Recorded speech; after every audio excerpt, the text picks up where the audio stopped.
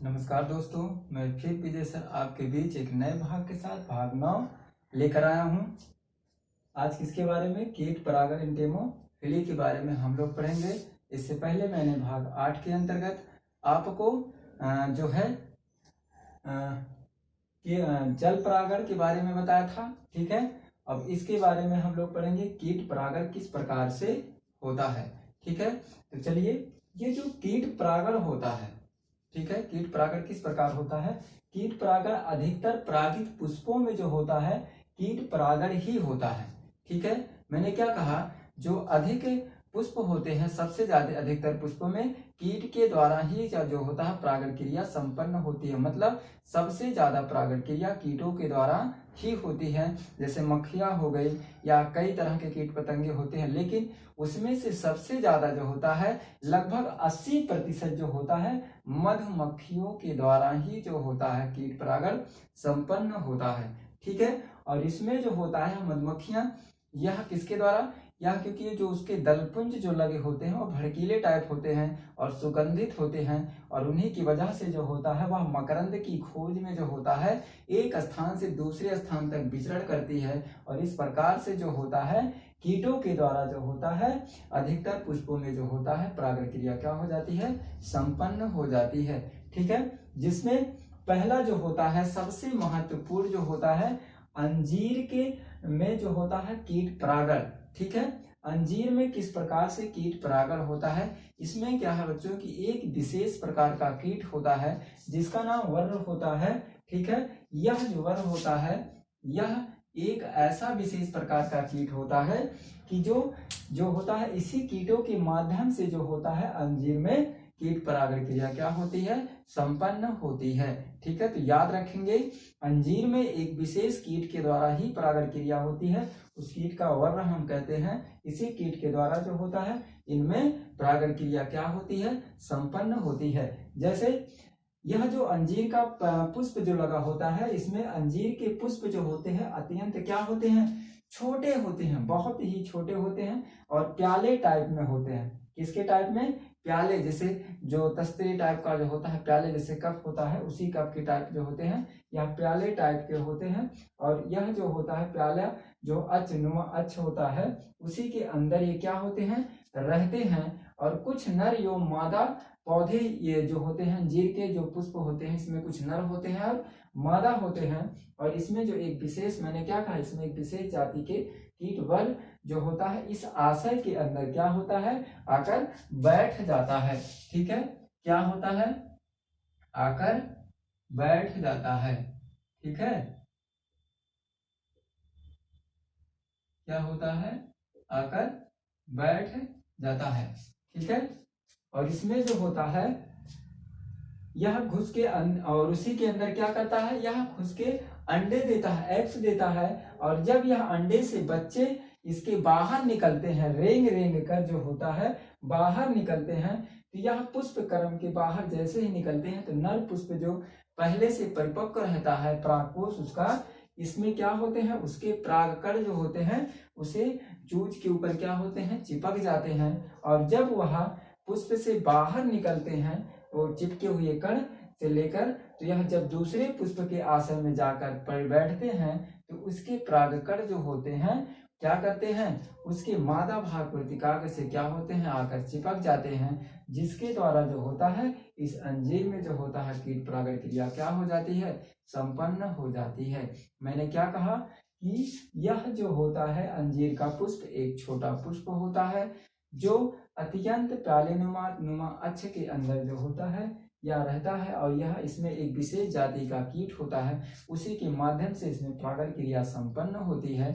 और जब वह कीट इस प्याले के अंदर जो होता है बैठता है आकर, तो इसमें वह अंडे देता है, और अंडे जब देता है तो उस अंडे से जब चूज बाहर निकलते हैं तो यह इसमें जो होता है अंजीर में पराग कोश जो होता है परिपक्व हो रहता है पहले से ही, तो उसके परागकण जो होते हैं उस क्या होते हैं? इनके जो चूज होते हैं उनके पीठ पर जो होते हैं चिपक जाते हैं। और जब वही कीट जो होता है दूसरे पुष्प के आशय में जब जाकर बैठता है तो वह परागकण जो होता है मादा भाग वर्तिकाग्र से चिपक जाते हैं, और इसके द्वारा जो होता है इसमें अंजीर में क्या होता है?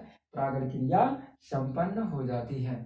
ठीक है, और अगला है सैल्विया में कीट परागण। ठीक है, सैल्विया में एंटिमोफिली जो होता है सैल्विया, इसमें किस प्रकार से जो होता है कीट परागण होता है, या एक मैंने कहा अंजीर में कीट परागण, दूसरा है सैल्विया में कीट परागण। ठीक है, सैल्विया में कीट परागण सेम वैसे ही इसमें भी प्रेजेंस होते हैं, जो होते हैं क्रिया होती है, जिसमें इसमें क्या होता है कि सैल्विया जो होता है इसमें पुष्प इस प्रकार से अनुकूलित होते हैं कि इनमें स्वपरागण नहीं हो सकता। यह चीज याद रखेंगे, जो सैल्विया होता है इसमें जो होता है स्वपरागण सेल्फ पोलिनेशन क्रिया नहीं संपन्न होती। इसमें जो होता है पर परागण या कीट परागण जो होता है कीटों के द्वारा ही क्रिया क्या होती है, संपन्न होती है। मतलब इसमें स्वपरागण नहीं हो सकता, किसके द्वारा होगा, कीट के द्वारा ही संपन्न होता है।